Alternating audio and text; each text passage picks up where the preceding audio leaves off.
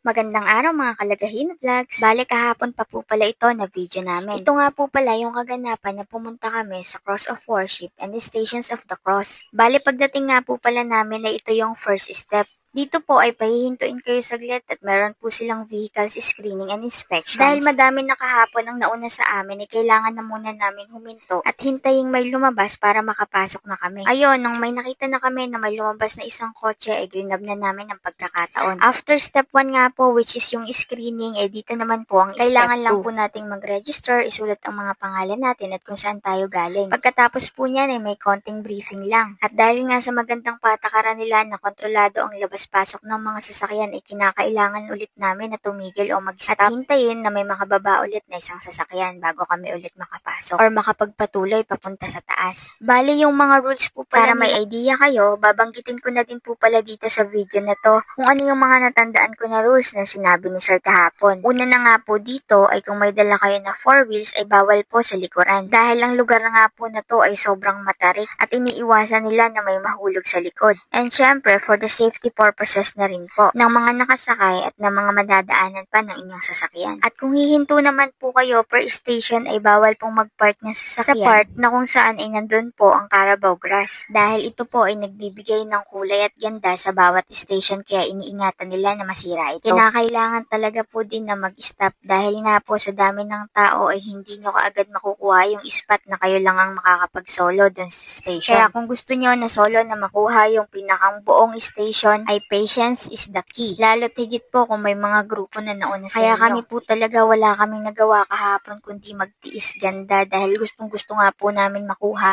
yung spot o yung chance na kami lang doon sa isang station. So, ang ginawa namin, pinapatapos muna namin lahat, kami magpipicture at magbi-video. Pero sa sitwasyon namin kahapon, medyo mahirap dahil ang nauna sa amin na grupo ay madami talaga. So, ang ginawa namin, nag-skip kami sa isang station at saka namin binalikan nung pababa na kami. At dumating na nga kami sa pinaka-exciting part. Sa part na to ng station ay hindi na po kami pwedeng umakyat pa na may dalang sasakyan o nakasakay kami sa sasakyan. Dahil ito po ay kanilang protocol. Dahil sa part po na ito na po yung point na kung saan ay malapit ka nang umakyat sa pinakatuktok. O simula na po ito ng pag-akyat sa pinakatuktok. Kaya advice lang po na kung pupunta po kayo dito ay physically, mentally, and emotionally fit po kayo. Dahil hindi po uubra dito yung tamad maglakad, yung mahina ang resistensya, at hindi bukal sa loob ang pagpunta dito dahil ito po, ang lugar na ito ay isang banal na lugar na din. At lalo't higit po ay magdala kayo ng tubig, ng payong, ng pamunas ng pawis, at mag-apply na rin po kayo ng sunblock sa inyong balat. Protection sa matinding sikat ng araw. Actually, meron din po silang free water. Pero sa napansin ko po ay hindi po ito per station, kaya po talaga magdadala tayo ng sarili nating tubig. Para just in case meron tayong pangbawi sa ating lakas. Dahil ilang steps pa lang po dito ay talagang tatagaktak na yung pawis nyo. Meron na rin po pala silang mga nakaabang na medics dito na kung sakali at hindi naman hingit dalangin kung meron man madisgrasya o mahilo, may mga rescuer po agad na pupunta. Pero syempre, lagi nating i-priority na safety first tayo. Kahit anong oras at kahit saan man tayo pumunta. At ayun, napansin niyo po siguro na may tinuturo ako na bundok. Bale sa part na yun po yung pinakalas at pinakatuktok. Sa totoo lang, hindi pa nga po pinakatuktok dahil pagdating doon mismo, liliko ka pa ng isa, pagkatapos nun, ka pa ng isa, pagkatapos nun, ayun na. Ano daw? Parang ang gulo. Char! So guys, paakyat na kami. Yan nga, mahaba-habang akyatin. Pero syempre, akyatin natin yan dahil nandito na tayo. At para ma-feel nyo po talaga yung sense ng pagpunta dito. At sa paahon po na to, ay sigurado kung may kasama kayong matanda ay hindi na po nila kakayanin o yung may mga edad na po. Dahil paahon po talaga ang part na ito. Kaya din po, bawal din po dito ang mga 4 wheels at ang ating mga motor. At saka po sa pag-akyat po dyan sa bundok na yan, sa medyo taas, ay hindi pa po tapos yung daan. Hindi pa po talaga totally finish yung pinakataas. Buti nga po at umabot pa ito sa Holy Week. Okay, this is it. This is the reality. Pinaka-finale. So, ready na kami. Ayan.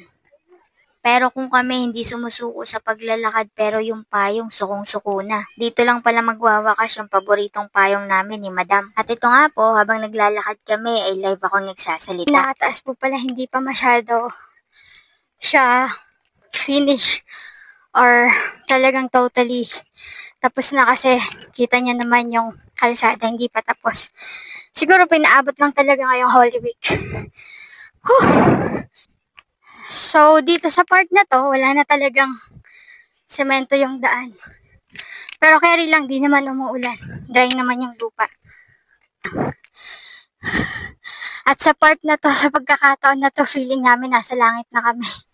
Kita niya naman. Wala ka nang ibang makita. Wala ka nang makitang ibang puno or bundok pa. Bali meron pa to hanggang taas, pero hanggang dito na lang kami. Dahil magla-live tayo ng konting minuto.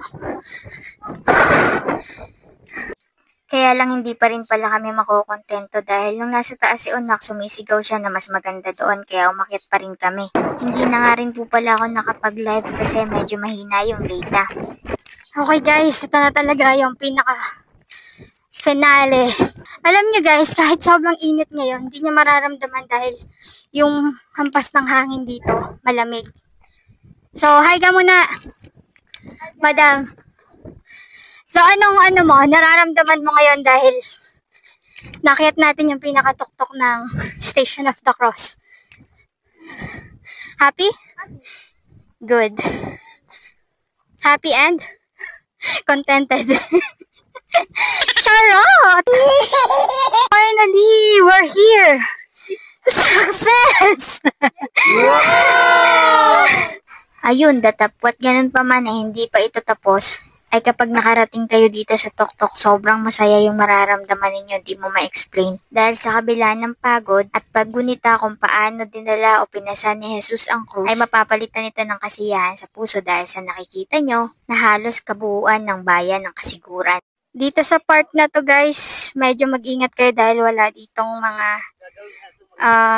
mga harang sa gilid. So magpipicture kayo, medyo malayo yung distance nyo dun sa tabi.